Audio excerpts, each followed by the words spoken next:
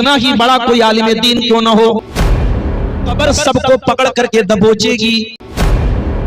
देखो कितने लाख लोग आज कैंसर हॉस्पिटलों में जिंदगी और मौत की लड़ाई लड़ रहे हैं। तुम अपने बिस्तर पे सो रहे हो और ख्वाब में तुम मक्का और मदीना की जियारत कर रहे हो, तुम एक अलग दुनिया में हो। ऐ मेरी उम्मत के लोगों, ऐसा ही मरने के बाद भी तुम्हारे साथ होगा। तुम्हारी बॉडी तो कब्र के अंदर होगी, लेकिन तुम किसी और दुनिया में रहोगे, जिस दुनिया को कुरान और हदीस के अंदर बरज़ख कहा गया है।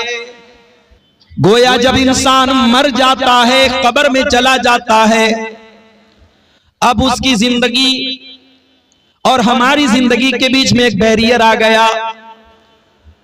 हमें नहीं मालूम कि उसकी कब्र में उसके साथ क्या हो रहा है। मरने के बाद इंसान जब कब्र के अंदर है, बरज़ख की जिंदगी वो गुजार रहा है, अपने अपने अमल के एतबार से, अपने अपने अकीदे के एतबार से कब्र के अंदर उसके साथ मामला हो रहा है।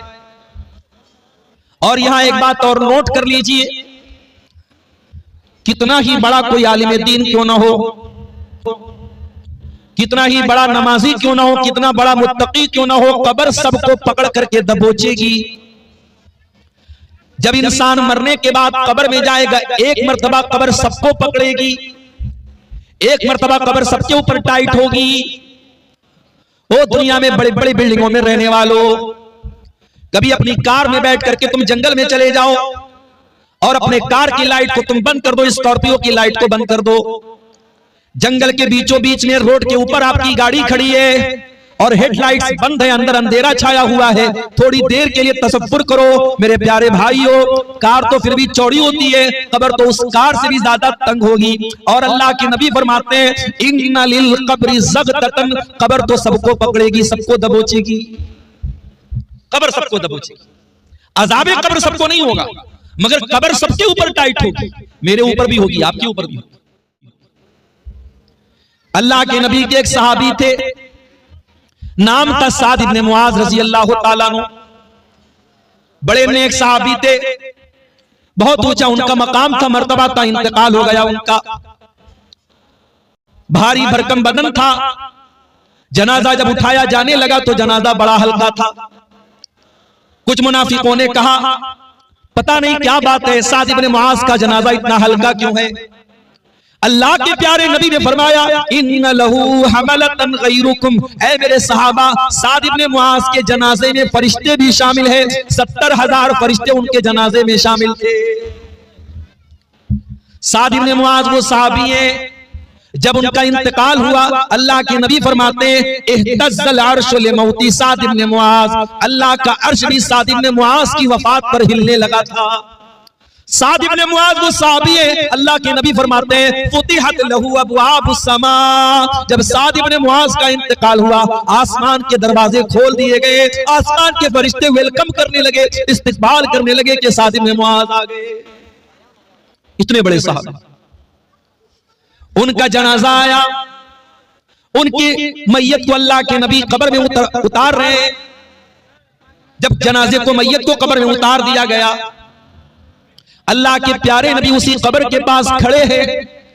अचानक आपका चेहरा बदल गया, आपके चेहरे की रंगत बदल गई, आपके चेहरे पर खौफ आ गया, डर आ गया। आपने 3 मरतबा फरमाया सुभान अल्लाह, सुभान अल्लाह, सुभान अल्लाह, और 3 मरतबा आपने फरमाया अल्लाहु अकबर, अल्लाहु अकबर, अल्लाहु अकबर।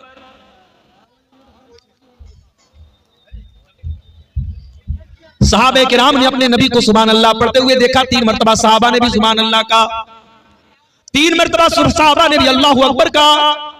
उसके बाद सहाबा ने पूछा, अल्लाह के नबी क्या बात है, आप तस्बीह क्यों पढ़ रहे हैं, आप तकबीर क्यों पढ़ रहे हैं।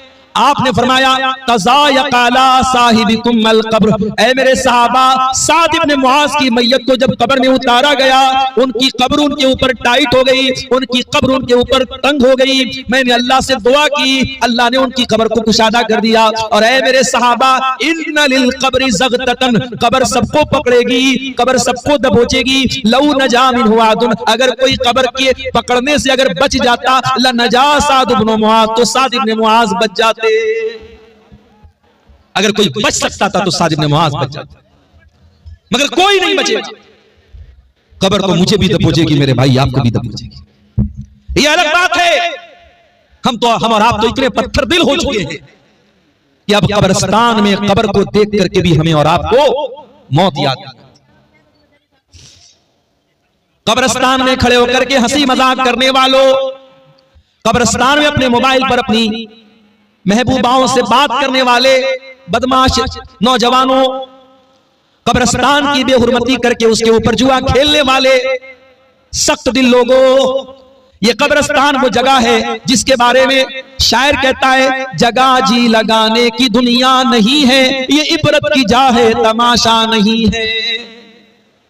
ये वो कब्रिस्तान है, बड़े बड़े बादशाह, बड़े बड़े करोड़पति, बड़े बड़े अरबपति, जिन्होंने अपनी ताकत के जरिए लोगों को कुचला था, मारा था, पीटा था, जुल्म और सितम किया था, आज उसी कब्रिस्तान में मिट्टी में लेटे हुए हैं और अल्लाह ताला को अपना हिसाब दे रहे हैं। यही वो कब्रिस्तान है, यही वो कब्र है। अल्लाह के नबी के दामाद, और ऐसे दामाद जिनके निकाह में नबी की 2-2 बेटियां आई थी। उस्मान गनी जो रुकैया के भी शौहर थे और जो उम्मे कुलसूम के भी शौहर थे, जो नबी के दोहरे दामाद थे, एक के बाद एक नबी ने 2 बेटियां उनको दी थी। उस्मान इब्न अफ़्फ़ान रज़ी अल्लाह ताला अन्हु जब किसी कब्रिस्तान के पास से गुजरते थे, जब किसी कब्र के पास से गुजरते थे, ज़ारो कतार और रोने लगते थे। किसी ने पूछा, ऐ उस्मान क्या बात है? तज़कुरुल जन्नत वला तबकी व तज़कुरुन नार वला तबकी। ऐ उस्मान, जन्नत की